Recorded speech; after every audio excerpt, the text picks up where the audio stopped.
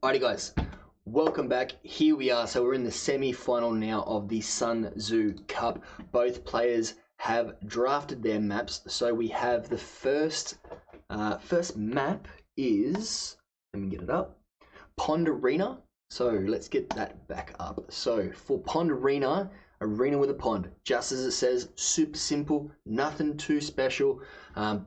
Can still do something fairly meta on this though, like it's not completely game-changing, ground-breaking like some of the other maps, but still enough of a curveball to be like, hey, if you still play your standard arena game on this map, you will get punished. So quite interested to see how game one is going to go. After that, we do have the home maps. So Hooplah's home map is a double arena. So like we were saying before, 2 walls on the outside, 2 town centers, and a monument that will collect the resources for you. And then we have Gwen's home map, which is Badlands, which is it's a normal start. However, you can't build farms around your town center, and there's a lot of resources like wood and fish, mainly in the middle. So very open map, very open to early raids. So let's check that out now and let's see what happens from here in game 1, which is Pond Arena. Let's get the draft up. So Hooplah went with that handicap as well, did select polls before the ban took place, before Gwen's ban, and then he proceeded to ban the Gujaras. Gwen then banned Mongols, picked Bohemians, Teutons, Hooplah, Khmer, Hindustanis, Franks, Britons from Gwen, Byzantines, Turks from Hooplah, and finally Goths from Gwen. So this is the lineup that we have for round 2 of the Sun-Tzu Cup. Here's the bracket. So like I said, we haven't actually casted Mike Jet and Boxer Saint just yet, but this is what it's looking like at this point in time as I'm casting this live right now. So without further ado, let's get into this game. This is the moment that everyone's been waiting for. We're on the edge of our seat here. So there we have it. So we have Hooplah with the Byzantines and Bohemians from Gwen. So interesting lineup. Let's get the draft back up. So we've got Byzantines. Fluffster, how you doing? You just missed your cast. Oh, I actually don't have that on here. Still haven't slept, mate. Unit. Let me get that up. Surprising. Alright, let's get this up now. I'm sorry I don't actually have the thing on. I need to fix that up. Thank you for showing that. But let's get into this game because everyone's been waiting. We've had a few people come and go waiting for it. So it is back on. Let's go. Let's spectate Hooplah versus Gwen on Pond Arena.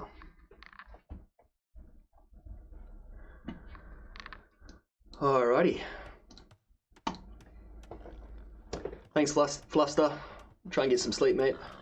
And also, good games for the first ones. I know your heart wasn't quite in it, but appreciate you having a crack, going aggressive. Almost paid off in that first game. It was really interesting to watch. Persian douche could have caught Hooplah off guard. Alrighty, so here we go. Let's check out the map. So, like we were saying before, literally a regular arena start. Nothing too crazy, but you do have that fish in the middle, and there's an abundance of fish. So if you don't even go for water at all in this, you are missing out on a lot of food. There is deep sea fish. How many is that? 14. 9 shore fish. So there's a lot of food to collect from there.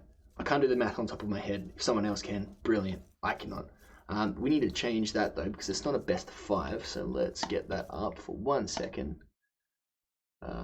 Casting best of 3. Alright, so we've got Hooplah in the pink corner, Gwen in the blue corner, and let's see what these players come up with. So we had it before. Gwen messaged me on Discord saying that she's not quite a closed map player. So let's see what Hooplah is able to put together. I'm going to get my face off of this though, so I can properly cast and you guys can see the full screen. So give me 1 sec. And there I am. I'm gone. Alrighty, so we have Gwen doing a little bit of scouting now with some sheep. I think she may have found them outside. So I think the only difference with this is like an old school arena where you did have some sheep on the outside. So I don't know if Hooplah has caught onto that or not. I think Gwen may have stolen some sheep by the look of it. Very cheeky. So let's have a look.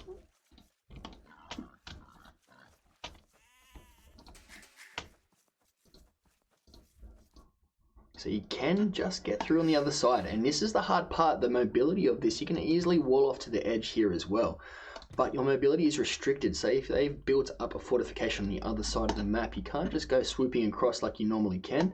And also cannon galleons as well. This is going to be a bit of a problem. Bohemians, if someone in chat knows, Bohemians, I'm assuming, got to be right. Gunpowder sieve, and we have our first matchup. Gwen pulls out, isn't confident in taking that. I think Hooplah would win that just. And we had the veal coming out. Could have been a bit of a veal fight. Looks like that veal was going for the boar, and the lure will come now. Now Hooplah doing a little bit of scouting, getting to see what's happening on the map.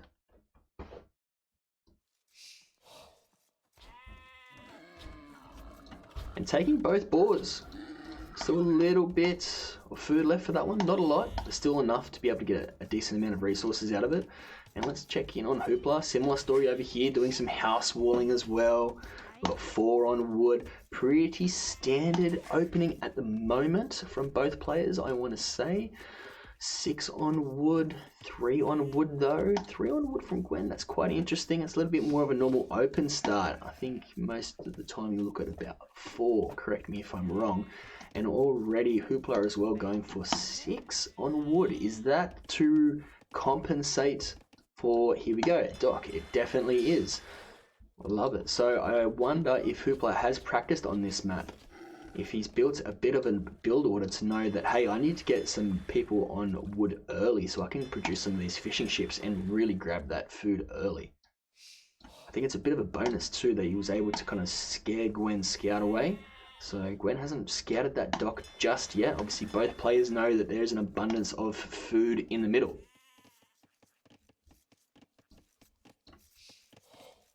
Just taking the berries now. We're looking at 20 versus 19 veals.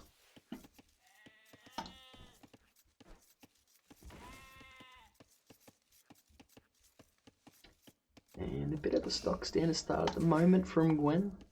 Like I was saying before, I don't think she's too crazy on playing closed maps. Hooplah looks pretty comfortable at the moment. A bit of a balanced eco. I like it, I like it. Producing those fishing ships, but I wonder at what point that he will click up. What is the village account that will see Hooplah clicking up? Slowly sending in the sheep. Now remember, Gwen did, by the look of it, take some of Hooplah's sheep that was on the other side of the wall. So she's going to have that bit of a bonus. However, Hooplah is just at the moment going to be able to get those fishing ships out constantly as well, which is going to be absolutely massive. He's got a long distance, some deer as well by the look of it. A little bit of idle villagers. If we remember from the game with Mr. Fluffy Bunny in game 1, in round 1, Hooplah did have a bit of idle eco time, so that is going to be interesting. And a bit of idle TC time, I think, by the end of it, but at the start of the game was quite well. Both players fairly similar idle TC time, but idle eco just a little bit more from Hooplah at this point in time. He is going to push that deer though, so I don't mind that. Not long distancing all of them, I think, is a smart move. Pushing the deer in. There we go. Taking the first one. Just still a little bit. That is perfectly timed. That sheep is no longer. So that was a really good push in the end. Now already having 4 fishing ships out, and there's a lot of food that they're going to be able to start bringing in. However, we do see Gwen clicking up. So the 21 veal count as well. This is quite interesting. So this is going to be quite fast up, and there we go. So we're going to have a super fast castle from Gwen. And are we going to see some hand cannons come out from early on in the match? The only problem with that, I mean, you could go into siege as well to be able to break in quite early, because we don't have anyone on stone just yet, so we're not going to really expect a bit of a castle drop, but which is with Bohemians, getting those hand cannoneers in castle age is going to be huge. Hooplah not producing any more fishing ships. Oh, there we go. We've got 1 banked up. Only 7 on wood. I don't mind that. I don't mind it. I suppose it's hard. You want to balance that, and then we've also got the lumber camp being built as well, which is quite good. Good efficiency from Hooplah. Long distancing that deer, bringing the next one in. So I think the reason we're probably going to see Hooplah probably conserve a little bit on the fishing ships is to just get those 2 buildings down, especially now that Gwen is in castle. He's probably seeing the early up. Now, I'd like to see what Gwen sees. Still hasn't actually scouted that just yet, just staying at home. Let's have a look to see what Hooplah has scouted at this point in time in the game. I'd be quite interested. Hasn't really seen a lot. Scout coming back out though. That's what I like. I like have a scout around because that was a quick up from Gwen. So you want to see if those villas are coming, and which they are, but I don't know if he's going to catch it in time. He definitely isn't. So it's going to go straight through. Gwen's going to be able to push straight in now. And there is 5 villas with the scout. But look at those fishing ships. 6 fishing ships now. Hooplah building the buildings to get up. He has the resources, which is excellent. And has sent the gold villas to be able to build that. I like that. Send the gold villas out. I don't need the gold. I need gold straight away, and we do have it right now. Is there enough? 630, so I didn't even see that. That is huge. So look at all these villages that are on stone. So we're going to get the castle drop. So during the period where Gwen was clicking up rather, she was on stone for castle drop. So let's see what she's able to push through. Eco upgrades now from Hooplah. Gwen going quite all in with this castle, and again only 5 villas, but Hooplah can't see it, but his scout's coming in. Is he gonna spot it? No, surely he sees. Surely, there we go. He does. He spots the castle, so at least he has the heads up, and he actually takes a scout as well. Now that scout, because its HP is so low, those villas are going to be able to pick it off, and that castle is going to go up. Responds quite quickly though. I don't know if there's a hole there. I hope not, but it looks like it. It looks like it. So we're going to stonewall all the way across, get some house walls in so you can see the scramble. People are trying to respond as quickly as possible because that castle will be able to go through quite quickly. Sometimes people do go in as well with the vills. Now if we return back home from Gwen, the idle TC time only at 1 minute, a slow trickle of villagers, mainly at stone and on wood, but no dock, not even attempting a dock. So Hooplah is getting all of this food, just about to go to castle as well. Doesn't quite have the stone, doesn't quite have the gold to buy the stone either. So let's see what happens here. And there we go. So straight into unique unit with the Hussite wagons from Gwen, and just didn't quite get it down, even get the foundation down. That's devastating. Far from game though. Let's see how Hooplah responds. That's unfortunately just range on the outside, so this is going to be enough to really idle though. Good monastery, but I believe that they will be able to pick off the monks rather easily, and I don't know if they count as siege from memory off the top of my head. So I don't know if this town center goes up. I think it does go up. Oh no, we're going to pull back. I don't know. Should you try for it? Because now Gwen is going to have free reign to be able to try and take that down.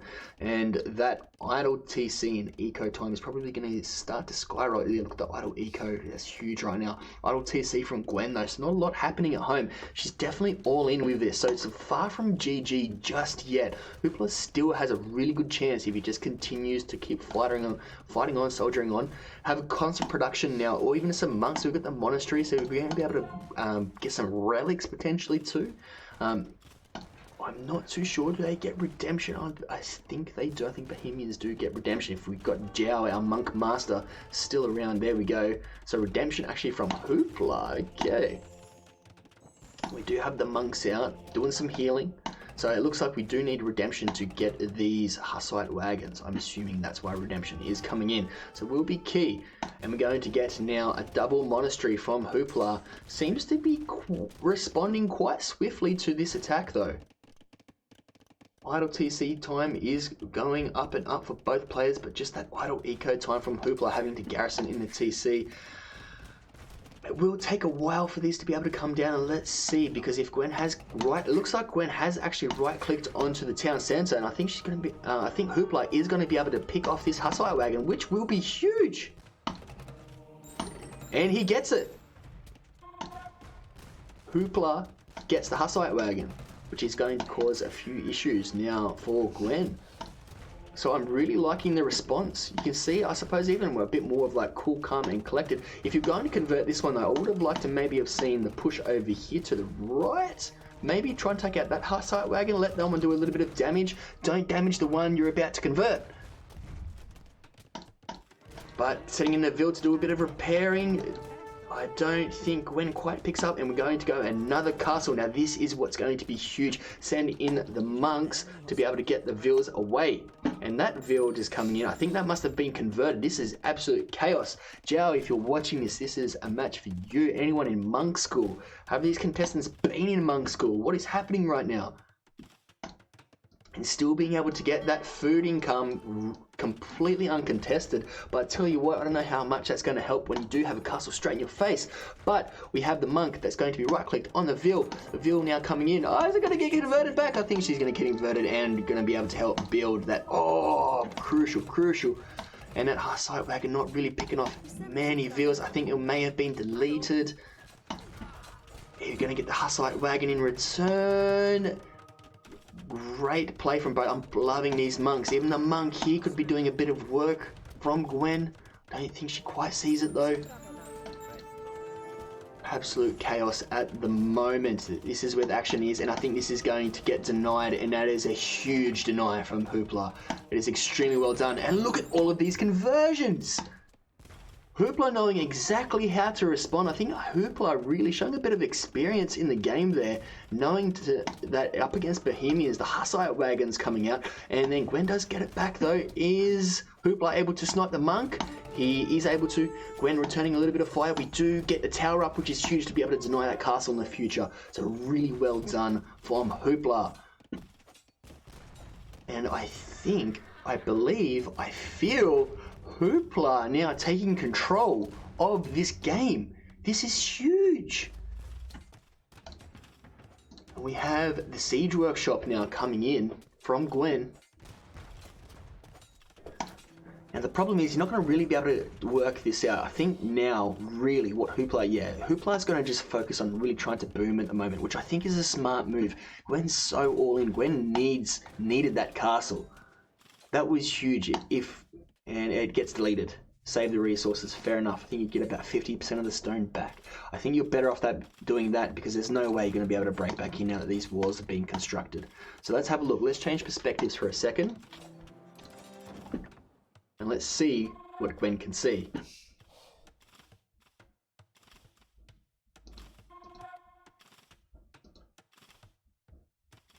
So with the houses, can kind of see what is happening with the watchtower, knows a little bit about what's happening in here. So smart move, knowing that the walls are fully up.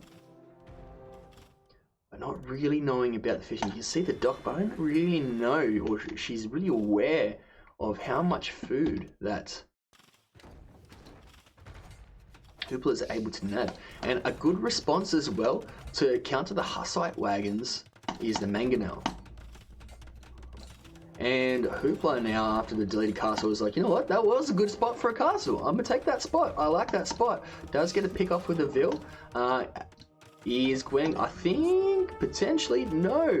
Look from a distance, is the mangonel going to get converted? No, but the scout most definitely will. It looks like we're going to get a pick off of the monk as well. Great value. And the monk's still standing. They've got the original conversion too, so really good value there from that one monk converting the scout. And Hooplah really focusing on laying down some farms, so he's going to have a really good food economy, which Gwen just isn't going to have on that single TC. So you can see now, both players, we've got 11 farms versus 24 farms. So there's a bit of a difference here between the two. And don't forget the fishing ships. They're long distancing now, but still being able to clean up all the food that they have. I think Hooplah is in a really good spot here. If he can continue the pressure, or sorry, not necessarily the pressure, but the defense that he's built in. Oh, great conversion. Great conversion. And that's going to be really annoying. just having to garrison in the TC, but mainly the scouting as well to know exactly where Hooplah is up to. Because now Gwen's got to notice that, okay, I'm in a bit of trouble here because he's gone a full boom and hasn't necessarily gone, and collecting relics at the moment too. I like this. I like that a lot because now it's going to deny some fish unless Hooplah is able to spot it and build a dock somewhere else. So great castle, good castle.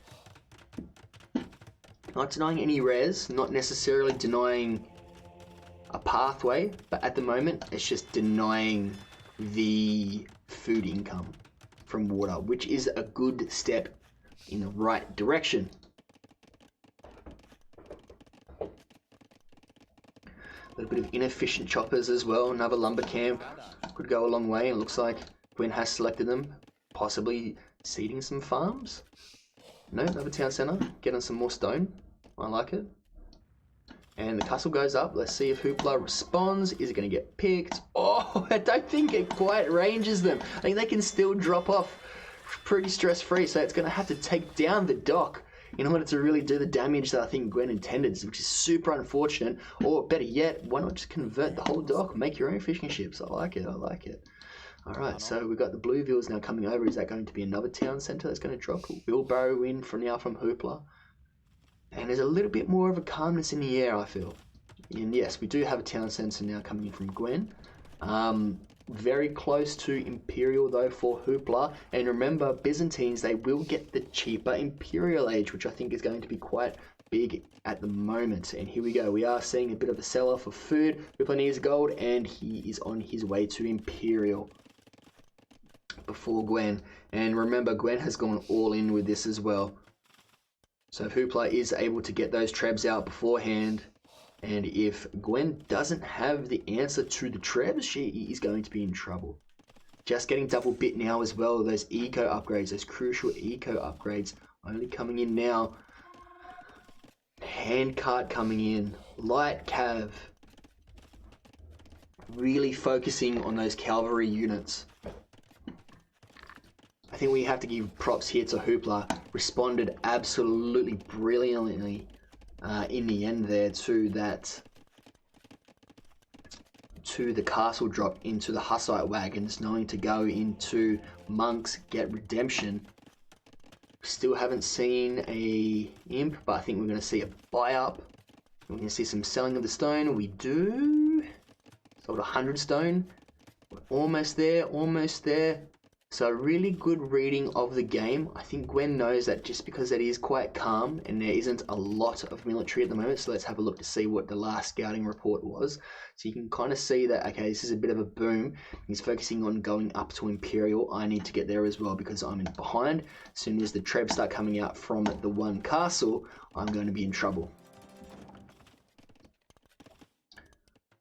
3 TC versus the 2 TC though. 2 castles versus the 1 castle. So it's definitely far from over. And the hard part is now that this castle has ranged. Oh, and there's a few things that you can pick apart here with this castle. I think Hooplah's just kind of picked up on it now. The palisade, the paper wall. Don't know if it's the right move. I mean, it's better than nothing. We're just about to see Imperial Age come in for him though. Gwen just getting horse collar now. But these fishing ships can't do a thing. They're fully used up. And there's no real way without getting your villas converted to be able to actually create another dock. So good job by Gwen being able to deny the rest of the fish at least. So remember, I think we said there was 14 deep sea fish at the start, maybe even more, 20. You can see that at least half of them are gone now. The shore fish as well, they're pretty much all gone. Only 7 left. Still a fair bit of food remaining though, so this is going to be interesting. So here we go. We've got the first treb out from Hooplah. Massing some light cav as well. Let's see what cavalry upgrades we have. So we've got +1 armor, but not +1 attack just yet. Light cav now. Going to probably do a little bit of scouting, and I like the light cav play. You know your opponent has monks out. Make sure that you're continuing the production of trebs, which Hooplah is doing, now followed with conscription. Where is the second treb though? Unless I am just blind. And picks off both monks. Huge. Massive. Now we have Gwen, who has just clicked up to Imperial, and the good thing about at least having the 2 castles, you may lose that one. I think she is going to part ways with it, understands. I think it's behind here, yeah. So Hooplah actually does have 2 trebs, but only one of them is doing work at the moment. Seeing a treb that's just been produced as well from Gwen, so that's a great move. Whether or not you start attacking the treb, I think that's ranging the castle though. And another treb coming in from Hooplah as well. Still has the 2 Hussite wagons. Isn't really producing anything else in terms of military though. Seeing block printing come in.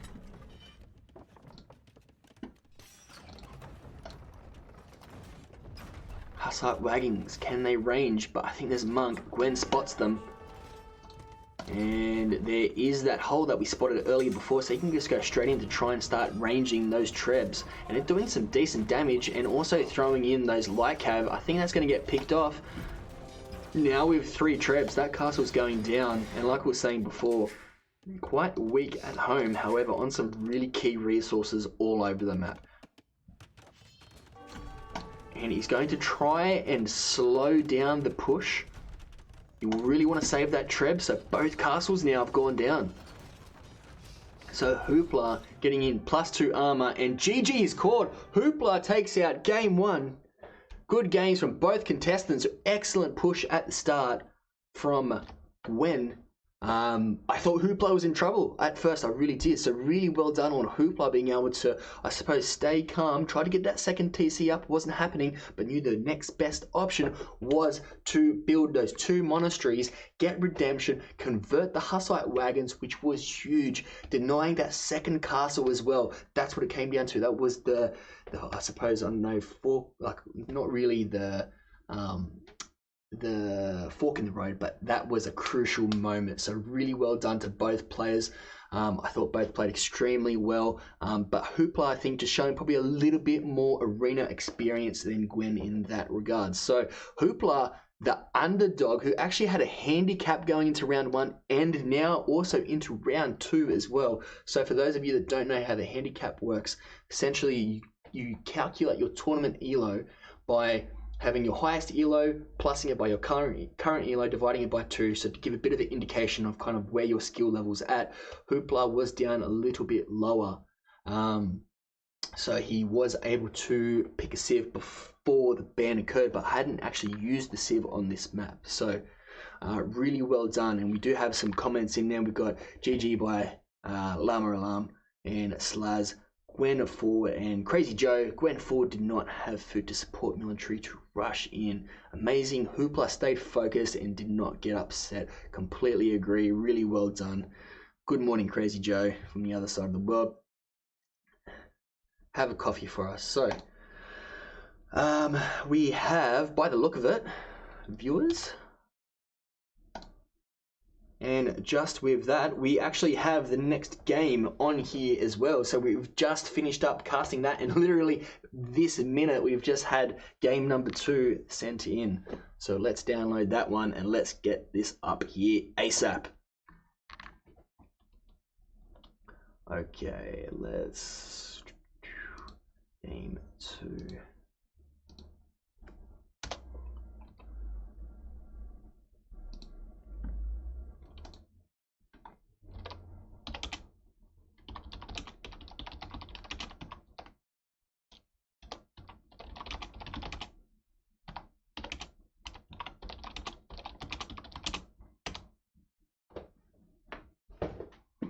Huge, guys, huge. All right.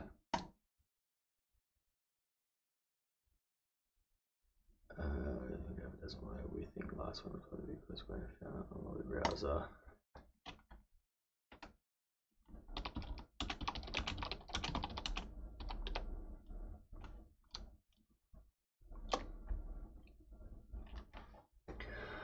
All right.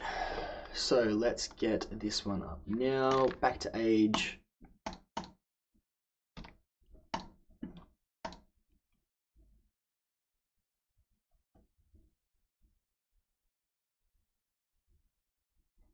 All right, Hooplah Gwen game 2.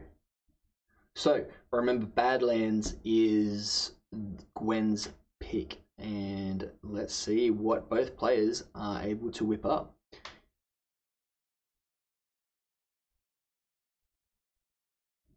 Crazy Joe only has one thing to pick up from the last game, is Hoop's second lump camp. 3 viewers walked away, 3 tiles to cut wood. Only mistake. Hoop should have broken out the back of the base sooner to expand. Gwen just lack of food. And I think really that dock could have come into handy as well, Crazy Joe, for Gwen in that last game. Just being able to collect some of that fish. But I suppose going all in with castles as well, that's the main focus, right?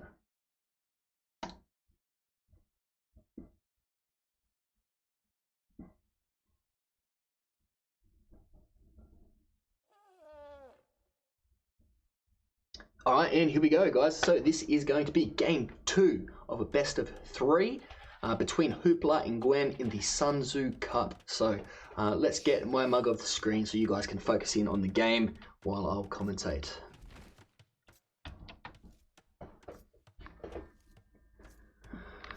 Alrighty, so if those of you that don't know, there is no way you're going to be able to build farms on here around your town center. So you have a bit of a starting economy. You've got some berries, you've got, you know, some normal starts essentially, kind of the ostrich slash deer, the boar slash elephants available to you as well, kind of the standard goats too. But the biggest thing in this one is you can see that there's not a lot of wood on the outside. So the most important part of this map really is to being able to control the middle. It's not really gold dense, I would say, per se. There is a decent amount of gold up here though. There's still a decent amount of food too with the berries. It's just that wood eco. So if you really want a strong economy, I think the secret is you've really got to be able to get into the middle, defend the middle, placing a lumber camp, having a mill, but having the mill in a good spot. So somewhere like here, if you do good scouting, right, being able to control a few different little ponds. So both players having a little scout around. Hooplah doing a good job scouting around his base, getting to know the resources. So already seeing 1, 2, 3 berries for Hooplah that he has scouted. So good start from Hooplah. And Gwen doing another good job scouting, already going down onto the middle of the map. Getting some good scouting in around her base though. So spotted 1, 2, 3 berries. I think she may even discover, no. So good solid start from both players. Hooplah was coming up. Let's see if Hooplah has discovered that. No, he has not. About to take in his second elephant slash boar. Doing slow pickoffs. Hasn't gotten the loom. But that's fine.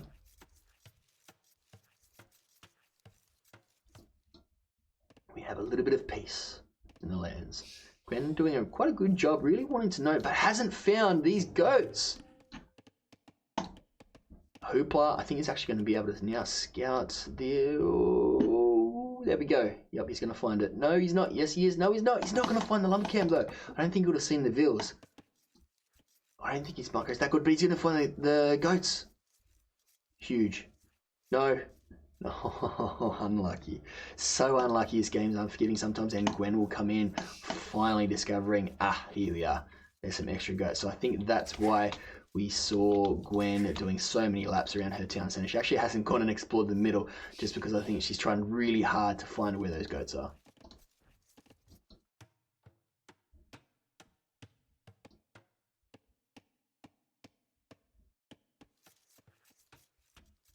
So loom coming in from Hooplah. I think just short of getting that 500 food that he will need to click up. And on the way to feudal, Gwen taking in the second elephant, just working the second elephant now. We've got 16 Vil click up versus 18 Vils from Gwen. So that's relatively early. Granted, obviously it's a little bit of a different map, but 16 Vils. What are we going to see? What is Hooplah going to pull out of his bag of magic tricks here?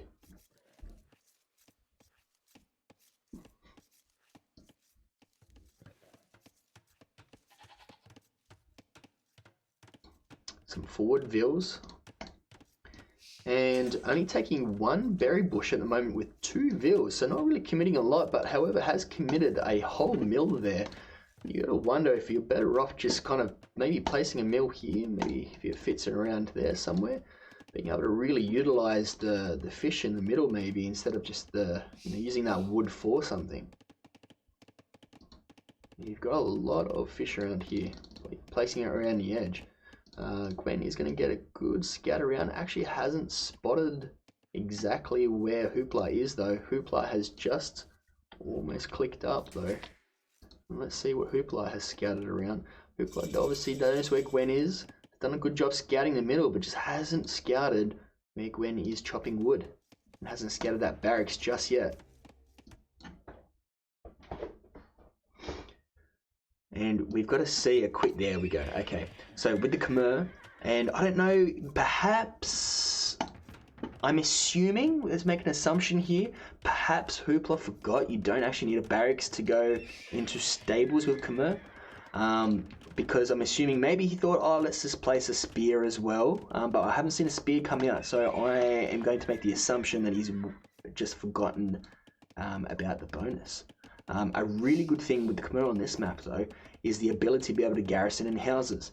Now, with Goths going a lot of men-at-arms, which is about to happen right now, more so militia, and almost on the way to feudal, if that becomes, and here we go, Gwen has spotted, she has the target, that when these become men-at-arms, which is going to be quite quickly, I would imagine, you want to get that straight away. You're going to be able to take those Vil fights really well, but Hooplah's going to want to really take it on before they become men-at-arms. You want to get rid of them. 1 Vil goes down. 2 Vils go down and only 1 militia. This is amazing value. Huge. They're going to become men-at-arms in exactly 6 seconds. And that's going to disrupt a lot. And I do like now that second mill there as well, going to wall in, but the hard part is walling in. I don't really know how effective it can be.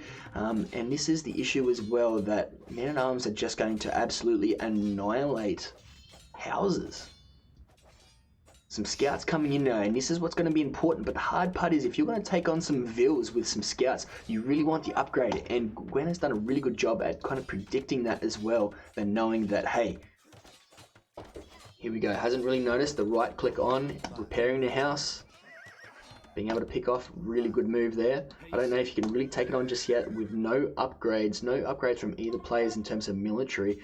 You're probably better, oh, and another one coming in. I think we're just going to see a lot of man-at-arms, but not any more being produced. Still only the 3 from Gwen, but again, same story, just idling Hooplah's eco, and I think in this game, this is going to be huge.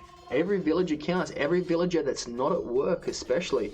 And a one-on-one, that man-at-arms is going to eat that scout. I don't think Hooplah's going to quite catch in time. Going to try and see an attempt of a snipe. Doesn't quite work out. The vills rush out. The spear's now following the scouts as well. Good way to be able to lure it away. Perhaps a bit of a counter. And that scout and man-at-arms does go down. It looks like we had a few vills try and attempt. And also a bit of a right click here. And no need to micro because that will go down, but some decent damage there. Now you got to get those vills back to work. 27 to 23, and you've had a lot more idle eco time and idle TC time, obviously given less vills. However, you've really got to make sure that you're getting back on the res here. Misclick potentially coming back now. I thought I was going to see some shenanigans, and that spear just eats up the scout. And look at all those spears though. So this is going to be hard now for Hooplah to really be able to punish at the moment, and I don't think he notices. I think he might.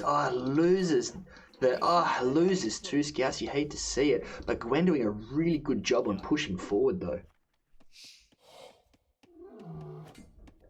So this has been an absolutely fiery start for both players.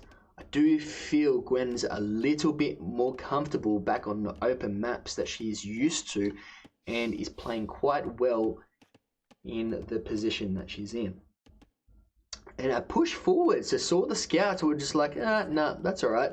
You can try and push. I'm just going to keep picking off. Even though they're full HP, they don't have any upgrades, and I think really if they were having either the attack or even the armor, potentially the armor could be huge if you're trying to get some Vil snipes as well, just because they're so tanky. And that scout looks like will be sniped. Alright. So we've been focusing a lot on micro, but let's have a look at now both players' base. Let's look at the macro picture. So what's Gwen doing with all the villagers is what I'm wondering. Is she trying to find exactly, here we go. And imagine right now though, if these scouts were just a little bit more beefed up, if you just invest a little bit more, this is huge. How many, we've got a spear that's gone down. I haven't seen any villagers just yet, but it looks like we're gonna see a fair few. What's happening back at home? Houses at the moment, and some vills getting picked off now. So we've got one, we've got two vills, and the vills are going to fight back. And again, imagine the upgrades. Imagine if you were just that little bit more tanky, where those melee attacks would do absolutely nothing. Get rid of the scouts, not quite, but some decent value. I don't know if it's a huge trade really at the end. I think the idle eco time is quite important, but still not really swinging it overall. And that tower, important, but obviously it's a little bit different in this game, right? You can't really tower right on the gold. If you're towering here, could have been a little bit more effective. There's no farms to really tower. Your best bet is to really try and own the middle. But Gwen now getting on the massive gold pile, and really I think is in the driver's seat of this game at the moment. Picks off that other scout, has already walled in her own gold. Got one, and this is the hard part too, because your villagers are going to be out. They're not working under the TC. One, there's no protection, but two, no TC fire.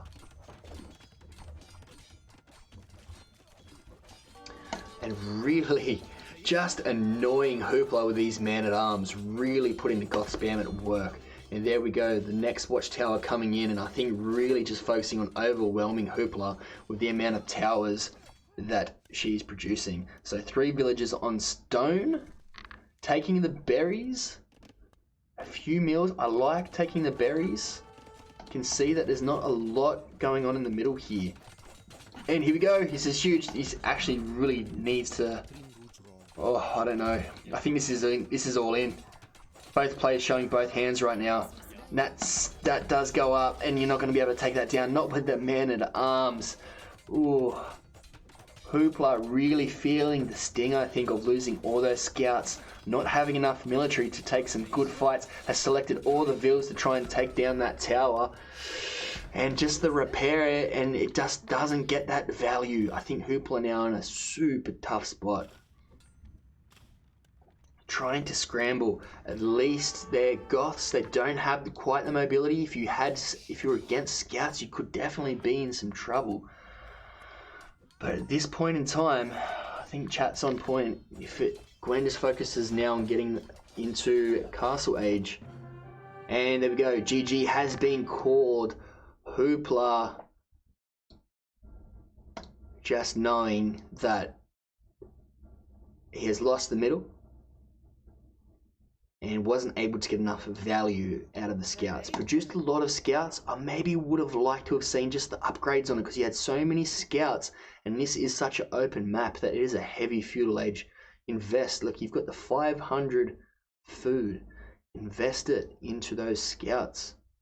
But tough game. Tough game. Really well played. At the end of the day, cannot take that away from Gwen. That was a really well played game. She knew exactly what to do. I was expecting perhaps Teutons with the cheaper farms, but really well adapted here, and being able to go into Goth's Man-at-Arms, knowing how to play it, but then also following up with the forward towers, I think really put the heat on Hooplah. So, there we have it. 1-1, we are going to our first game 3 of the tournament. Checking in with the chat. So, did lose the gold. Correct, Slaz. Mer's great on this map. I completely agree. I'm questioning the barracks. I think that was another thing with Hooplah. Just, muscle memory kicking in. I got to build the barracks on the way up. Not realizing that you could have utilized that for maybe another mill or almost anything else, lumber camp. But Gwen just really masterclass performance here, producing the spears, producing the man-at-arms. Didn't get any of the upgrades, didn't really need them, I suppose, but yeah, really well done in the end. Alrighty, so there we have it, guys, and I think we do have the code for game 3. Huge, massive, enormous, game-changing, life-changing. and you're all watching it here. Absolute quality Age of Empires on the Sun-Tzu Cup. All good fun. All players playing really well. I'm quite excited now. So, all right, so for the last one, the thing that I'm really excited about for this one, guys. Let's just have a moment. Let me catch my breath for a second. The reason that I'm so excited for this one is because we know that Gwen isn't quite the closed map player. Hooplah has picked Double Arena for his home map, which is another extra closed map. So we know that Hooplah prefers those closed maps, and really, from both of those games, we can see that that's the preference, and that's what this game comes down to. This is going to be huge, so I'm absolutely pumped. I'm excited. Make sure that we're cheering everyone on. Give it in chat. Who do we think? Who's going to take out the last game? Double Arena. You've got 2 TCs. 2 walls and a monument that's bringing in resources as well. Put it in chat. Who do we have? Give me a 1 for Hooplah, a 2 for Gwen. Give the names. Spam as much as you want. Let's cheer them on. Let's get out of here first. Spam chat. I want to see as much activity in there as possible. Pyrrhic victory. I don't know. 105. There we go. Excellent, Mackie. Give those Mike Jet 105. Was that? Love it. Amazing.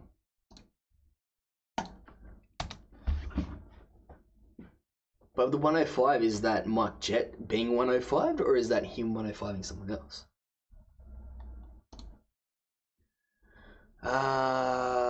What's going on?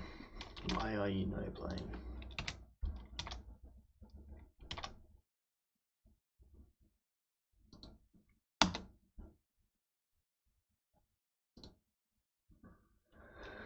Okay.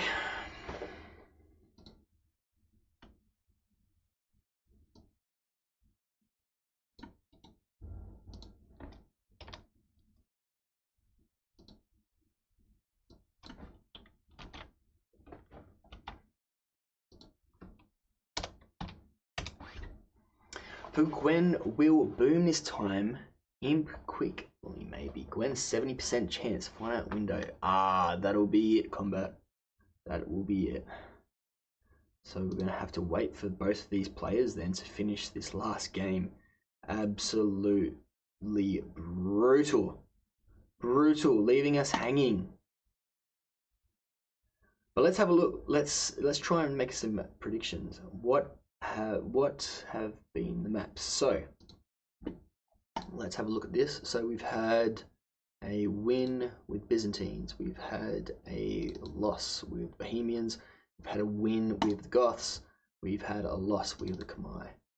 So the maps that have been played so far. We had Pond Arena, where Hooplah took out. Really good performance there. So essentially, got some good conversions with Hussite wagons.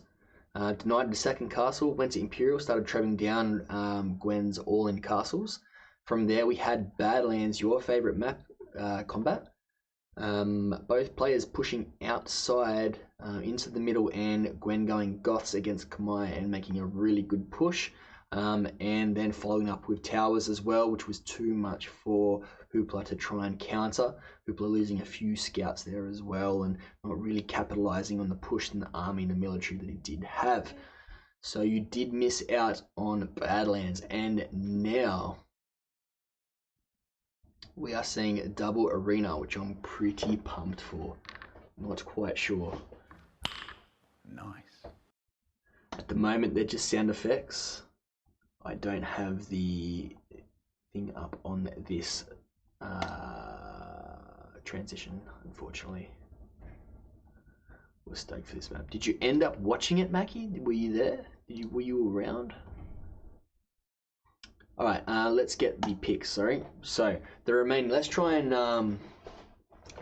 make some predictions here. So while we wait for the last game. We've got double arena. Surely this is Hooplah's. Hooplah, remember, had the handicap where he was able to pick the civ that he wanted. before a ban occurred. He plays a lot of poles. Let's have a look at the Nexus profile. Look at this. This is filthy. 75. So he's only played, I mean, he hasn't played a ton of matches, really. But nonetheless, a lot of arena. One huge win percentage on arena as well, mind you. But look at that. Pulse. Enormous. Crazy. I agree. A Fimp in double arena will be less effective. And Hindustanis, I don't really see them being as good late game. I think those cheap Knights and Cavalier from the poles, and especially the Obok as well, I think that's going to be quite strong. For Gwen, I think Teutons. Just the really strong melee Civ, because Franks, I think, are quite good and they're a little bit better at open maps. But I don't think Britons are the play with archers, even though you could boom quite well. I think the double TC with the monument is going to throw the standard out a little bit more. So I think Teutons really is probably what we're going to see. Mackie and Slaz agree. They think Teutons as well. And what do we think for Hooplah? Do we also think poles? That's my pick. I'm picking poles versus Teutons for double arena in the last game, which must be going a fair distance because they have been playing for a while now. Poles is OP on arena. There we have it. That's the thing, right? So if Hooplah's even on stone, trying to collect the stone to be able to get that castle on the double arena, he's still going to be able to punish because he still gets gold. And guess what? Super cheap Knights. Doesn't need a lot of gold if you research the tech to be able to get those cheap Knights. Oh, I don't know. Hindustanis could be amazing as well. It's a good point. Good point from Mackie because really good hand cannoneers. If we get to Imperial, being able to really try and focus on just murdering those melee units from the Teutons, that could be a good counter. But in that regard, would you not go Turks? What would you rather against the Teutons? Hindustanis or Turks is the thing that I'm thinking though. Free chemistry from Turks. Siege tower drop. A castle with poles. But with double walls? Well, that's the thing. So would you... I don't think there's enough space to drop a castle. I think you might be able to do it. You won't be able to do a sneak castle like you normally can. What you have to do is you have to put it right against the first wall. So then you could range a little bit down the wall instead of right below you, because if you don't have murder holes. And then you could arrange the second wall, I'm assuming. So I think you could still do a castle drop, but you have a lot more time to react to the castle. I'm itching for this game. I really wish we could see it live, because they are doing a really good job either way. I can feel it. So let's have a look. Let's dive in a little bit more. So Hindustanis could be another option, while I still think poles, because there's a small window to be able to watch it live. They've already started the game and we're too late to now join it. Mackie. So Hindustanis. Yep, my reaction as well, Mackie. So we still get the cheaper villages as well, minus 25% when you get to Imperial. I mean, try it again, Mackie. But I'll show you what happens.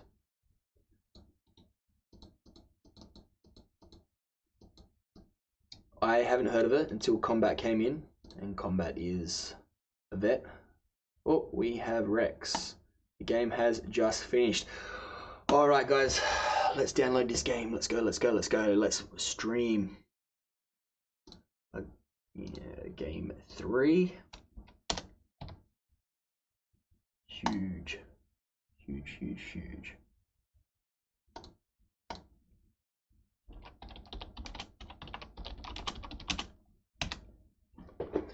Okay, let's go load. Replays. Alrighty guys, here we go. Game 3 underway. And I did just see the civs as well. Alright, here we go. We're on game 3. Best of 3 comes down to this game. The winner of this one is going to go into the final, and straight away we can see Gwen. Oh shit, it's double TC. I don't know if she knew it was double TC, and maybe the monument. And that's the thing, she's gone Britons as well. Potentially looking to boom, but with the 2 TCs. So we did pick Hooplah as the polls, guys.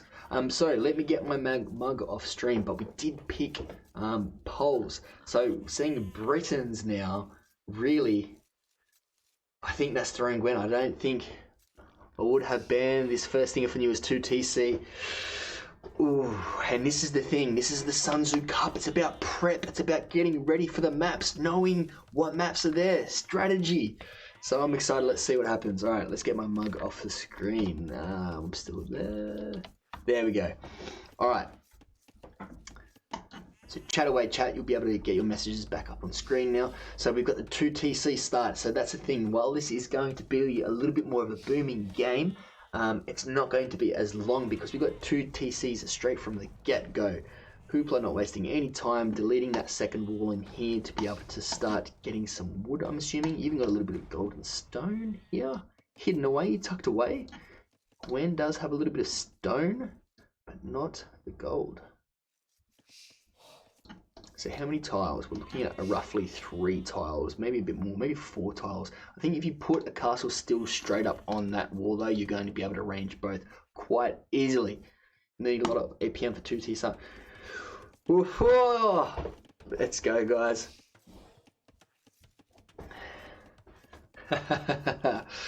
I'm excited to see what happens here. This is going to be a huge game.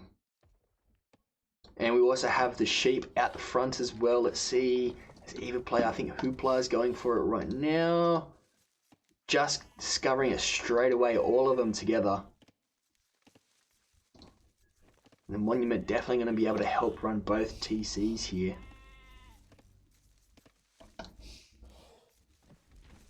So for those of you that don't know, this monument on this map, you are getting extra resources straight from the get-go. So you can see Hooplah not on gold, not on stone. Same with Gwen, not on gold, not on stone. Both players are receiving resources from this, well, it says trade workshop, but monument. Huge already. So that's the thing, going into a straight meta build from this, for what you normally would do in Castle Age, isn't quite going to be viable here.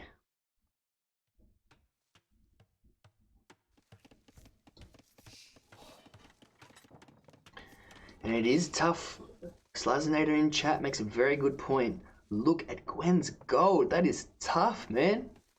Like, you've got that one at least, but you've got 2 that are just directly in front between you and your opponent. Hooplah has one right against the back, and the other one kind of to the side, a little bit in the middle there. Nothing really in the middle for Gwen. I mean, some decent gold positioning. Decent amounts of gold, just really good spots for Hooplah. Hooplah a little bit further out from that one though, but I think that makes up for these ones here. Idle TC time now, 2 minutes 30, 3 minutes 20 from Gwen. 31 vils from Hooplah, 30 vils. So neck and neck. Tell you what, Gwen has done a really good job on still being able to adapt though to not knowing to 2 TC start, which has probably thrown her start just way out of whack. Hooplah nearing 398 food though. Gwen having a lot more wood, which is quite interesting, seeing that Hooplah will have more choppers. And the folk work as well from Hooplah.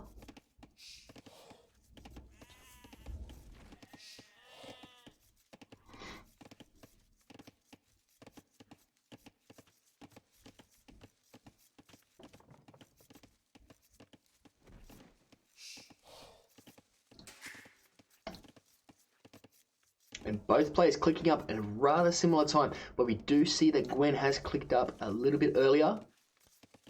So 50 seconds out, 1:30. So Gwen is going to get up that a little bit faster, which probably does explain why the food was a lot shorter before. I don't think I may have seen that. I think Gwen really taking advantage though of those sheep, using the Britain's bonus of being able to just eat sheep so much faster. Both players doing a good job. Gwen does already have the wood to be able to go forward. Now let's look at the hit points for the monument too. 9,999. That's a lot. That is a lot. That's about almost 4 town centres. So to take down these things is going to take a lot of effort. You're not going to be able to just trap it down or ram it down quite easily. This is exactly like a 100-metre dash. Oof, Gwen with some idols there. Going on to stone. Good option. Has already clicked up the castle. Hooplah getting horse collar. I mean, you might as well while you're waiting for the buildings, right, to be constructed to click up. We are going to see some villages being produced out of both TCs. Good, good, good. Excellent. Well, we don't see Hooplah on stone though. We do have the 2 scouts. So, obviously the double arena, double the scouts as well. So we do have the 2 scouts as well from Gwen. And also now moving back over to the wood. And that's got to be annoying as well, that stone wall there. And we do see a little bit of deleting. There we go. Get onto the big wood line. Excellent. Well done from Gwen. Hooplah on the castle. 2 minutes 17:15 and about a minute out for Gwen. So it's about a minute difference, just a little bit over a minute. Is able to get wheelbarrow, and that's the thing, even on the way up you're still able to keep the production of constant villages. So this is just straight go ahead in this game. Idle TC now from Gwen though is definitely just pushing a little bit further and further every time. And look at this though, look at the way this translates. 38 villages to 46. So Hooplah doing a really good job of being able to manage both TCs at once at this point in time. But I think it's going to come down to if Gwen getting up that bit earlier, being able to have that stone, and Hooplah now is also on stone, preparing possibly for another castle drop, but this is double arena. How effective is a castle drop going to be? Gwen playing conservative, having a castle at the back. Potentially though, maybe deleting a few of these walls, dropping a castle here. Let's have a look. Let's see what both players have kind of scattered around with both scouts. So this is Hooplah's point of view. We've got some villas on the sides, both sides at the moment. Another folk work where all the farms are going to be placed around it. Really utilising the folk works now. Really strong sieve with poles. So we're going to see a huge boom from Gwen. So quite the opposite. So I wonder if Hooplah is expecting aggression again, isn't quite getting it, and now Gwen is going into, how many TCs is this? 5 TCs, 5 TC boom. So using that stone for the castle, for the town centres as well, I like it. Sorry. Let's see what Gwen's scout around. Let's see Gwen's eyes, so Gwen can kind of see the house walls. Has done a really good job at scouting the middle of the map, and knows exactly where the relics are, which is going to be also be quite important. We do have a monastery down being built now, and we have a lot on gold. Now let's see what military buildings we're going to get.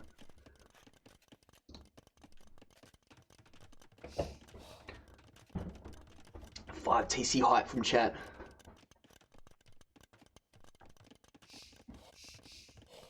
We have Hooplah going for heavy plough. Does have a lot of farms, so probably a good investment. Nice forward castle now from Hooplah as well. I'm liking both strategies from both players at the moment.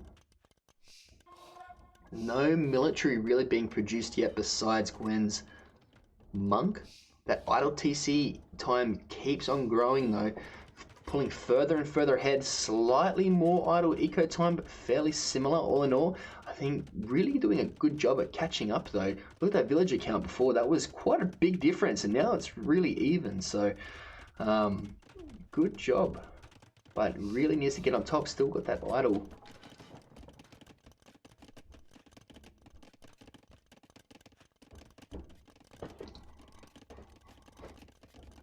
And chat making some good points. Not a lot on food for Gwen with the amount of TCs that she does have. Being able to boom the way that she's done with the amount of TCs, those cheap British TCs. So remember, Britons get 50% off TCs, which is absolutely enormous.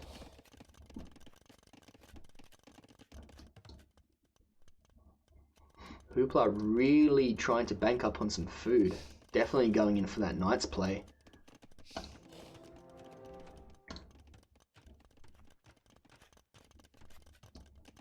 And another castle that doesn't quite reach that forward gold as well. And see, that's the hard part too. How much do you commit? You know, do you start taking this gold here to try and get that out of the way before retreating back? And if you're able to drop that forward castle, and Hooplah now building some houses, both players kind of getting it, still a bit of a feeling for each other really. So Gwen already has 2 relics, has now spotted the castle, the 1 forward castle. This is a huge build-up, guys. I don't know if you're as nervous as I am right now, but I don't know what's going to happen between these two guys. And we have Imp coming in from Hooplah, and Gwen not close enough, because catching up on those veals is what's really killed, and that's quite a decent lead now. We're almost 2 minutes into Imperial Age, and Gwen still hasn't clicked up that castle slowly but surely. Making sure that it gets up, doesn't need it right now, but we just have the Imp click up as well as fletching. Alright, here we go. We do have the, let me butcher this, Slut privileges coming in for Hooplah. And we need to start seeing some mass. Still only 1 castle though. We're going to get some siege workshops. We're going to get some archery ranges, so already producing some elite skirm. How many stables though from Hooplah? Do we see any stables just yet, guys? No, we don't. I think Hooplah's thinking a little bit more about the counter first. So we're seeing the stables just coming in now, pushing quite forward. And here we go. We do see now finally that forward castle from Gwen. So it'll be 3 castles in total, which is going to be quite important. But we have 20 seconds. 20 seconds. We do have Bodkin though coming in. We're going to get some army. We're going to get some longbows from Gwen. So those range is what's going to be huge at the moment from Gwen. But here we go. Already +2 attack for melee. But the fairly weak elite skirms. But Fletching just coming in. Getting the +2 armor.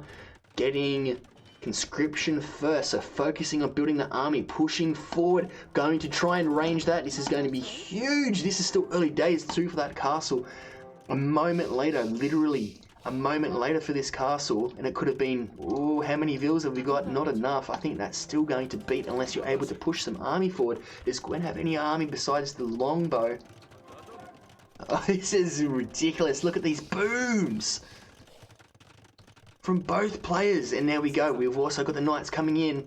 I think Gwen at the moment, the yeoman, so you're going to get some extra range on those longbows. But there's no melee.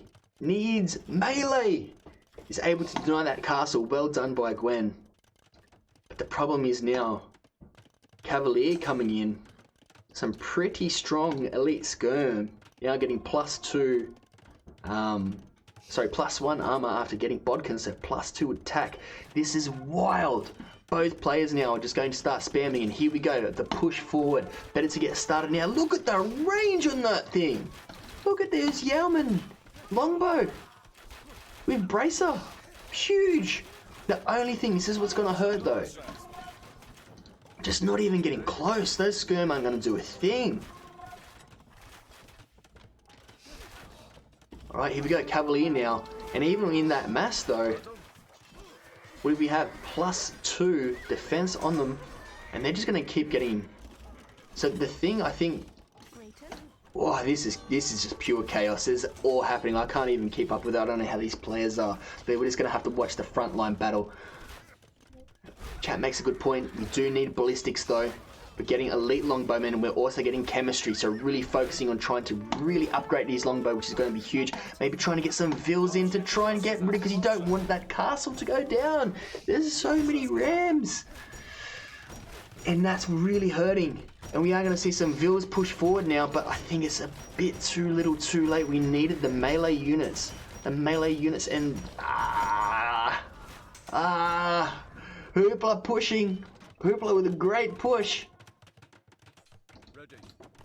Hooplah responding quite well, knowing to push through. Keep pushing with those rams. We've got the second castle down, really having map control and showing that he's definitely an arena clown. He loves his arena. And we're going to see Siege Ram coming now as well. We do see ballistics coming in, and we've got pikemen, so we are going to have a little bit of trash melee, but does it feel a little bit late, the response?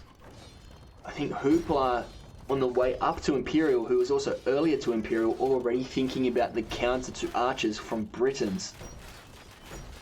And especially now, those Ferrari Rams, man. One, the speed, but two, they're just going to eat all of their arrow fire. And I think it's the Rams which are really crucial in this push, out of anything that Hooplah's made. These Rams are just going to take everything. Granted, there is still a lot to try and get through. Still got the monument. Gwen's still really utilising the res really well. Hooplah on the other hand, maybe not as much. We're still seeing more villas all in all from Gwen, and we're going to see some raids now coming in. The two Trebs doing the pushing. Those longbow going to continue pushing forward as well. And now we do see the Halb. The Halb aren't upgraded except +1 defense, but you really want the Halb to focus on the Rams. Get the Rams. Oh, huge. And those skirms are being able to counter the Halb as well. The Cavalier now. Oh, great raids by Hooplah. Well done, being able to really get a good combo together, be able to pretty much answer anything that Gwen has at the moment. And another castle goes down now with 4 Trebs and a constant production of Rams as well. Huge.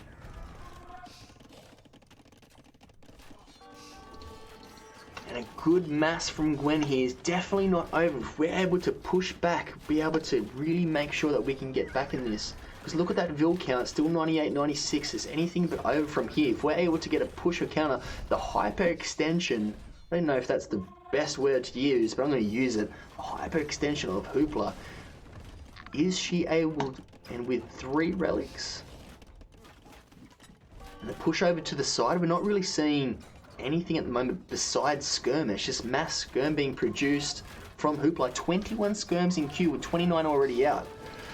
And the hard part is those skirms are kind of countering both of the units at the moment.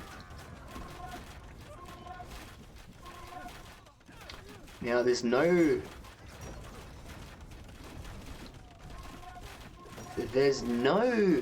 bombard from Britain, so you can't really counter them that way. So it's really going to come down to Siege Workshop. Like, sure, you get the outranging, but this would be a lot for any player to try and take in right now. And the hard part is Hooplah's being able to push in with those Rams. Or even, yeah, good point with the light cav. That could have been a really good play here, but I think now with the pushing, that good job kind of sniping those Trebs. But it's just those skirm that's really eating everything here, countering all of Gwen's units. And Gwen now getting a few barracks down, so I'm assuming we could probably see some more Howl production. I think Gwen's committing, she's come this far. But it's just those skirms are what's really pushing this. Out of all units in the game, skirms coming through, and this has been an amazing game so far. Hooplah just with a score lead in the end there, starting to really start focusing on the castle, the range on that Treb though. Forward castle as well from Hooplah, really putting that pressure on. It looks like his economy is halfway out of the double arena. Still an amazing game so far. Gwen was still with 100 vils, not letting up. Continuing that vil production, focusing on halbs, still has longbow, still has gold available as well. Huge. And that monument is really what's also keeping her in this, and we're just seeing ballistics and also blast furnace come in now for the Poles player for Hooplah. This is best of 3. Winner advances to the finals, mind you guys. And again, those siege rams now have been crucial in the push. The Trebs have done some good jobs trying to take down some of the inner castles, but what really started this push, and it looks like what might even be the nail in the coffin, is these rams. Because the thing that's guarded by the rams is the skirms. The only thing that Gwen has to be able to try and counter the rams is halb. And with this many skirms, they're just getting eaten every time before they even really get a shot on. All the eco upgrades now coming in. We are getting the plate mail armor though.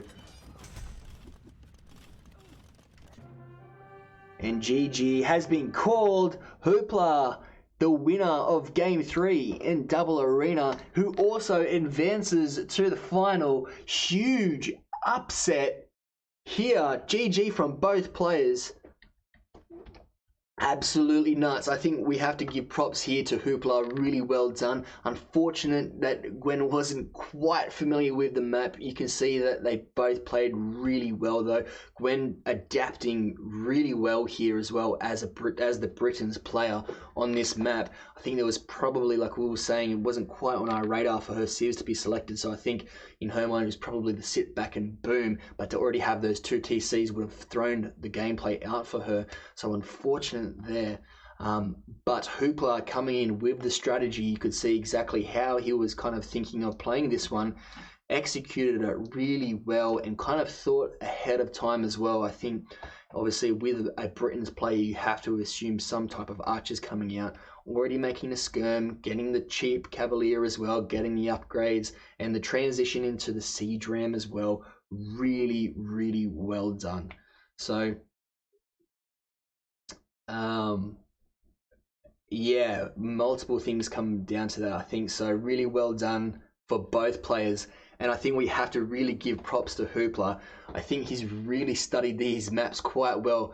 Before this, actually, when I was trying to recruit a few players in my Discord, Hooplah was actually on the fence about joining. And I said, look, man, the way I'm designing the tournament, this is why Sun-Tzu Cup is about strategy. It's about maps that aren't in a random map pool. No one's really played before, so that some of the top players might come in with some overconfidence. Not saying that Gwen did by any means, but you know, trying to take advantage of people that might not prepare as much as you. So I think Hooplah's really done that. He's studied the maps. He knows kind of what to expect, what civs to kind of pick, the versatility as well, and has played quite well. So Hooplah was actually our, I want to say, let's have a look actually before I say that. Let's look at our participants. So you weren't quite able to get the 8. Hooplah at 1134. So technically not the lowest seed. That was Mike Jet. But pretty much right there. So really well done from Hooplah being able to get in the final as an underdog. Huge. Alrighty, let's check chat. How we doing, guys? Nice expansion out of base. Most definitely from Crazy Joe. Frame this message and hang it on your wall. Praise from Joe. Mike Jet's lowest seed. By 1 point. Mackie. So Hooplah, well done, man. This is absolutely phenomenal. I'm really excited to see what else you pull out for the final. You've got obviously a lot of time to really scout the opponents now that are left. So mate, good luck in the final. I'm really excited for you to be able to see what happens there. So yeah, well done. Unfortunate there, Gwen. I think you've still played really well for you know, not playing some maps that you probably weren't too familiar with. You could see that your ability to adapt to the game was quite high. I think you could see that experience was definitely there because you still knew the moves to make, you still knew the fundamentals of the game, which makes you such a good player as well. So really well done, both both players. That was a really fun game, especially that last one to cast. So thank you guys for participating. Gwen, thank you so much, putting time aside to play. Next cast is going to be a little bit less than 24 hours now.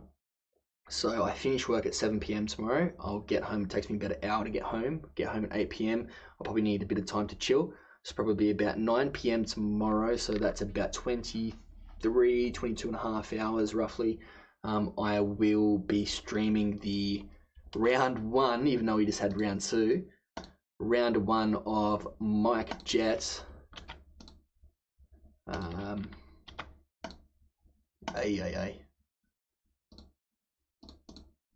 Okay.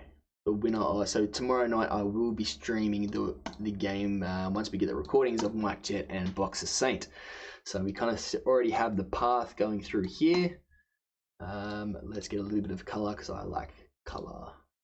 Let's have a look. There we go. Perfect. Well done. And Hooplah making it into the finals. Are you casting any more now? Maybe. What should we cast? Guys, if you are around as well, if you have been watching and you kind of knew, I've seen a lot of first-time chatters. First off, welcome. Thank you for tuning in. And feel free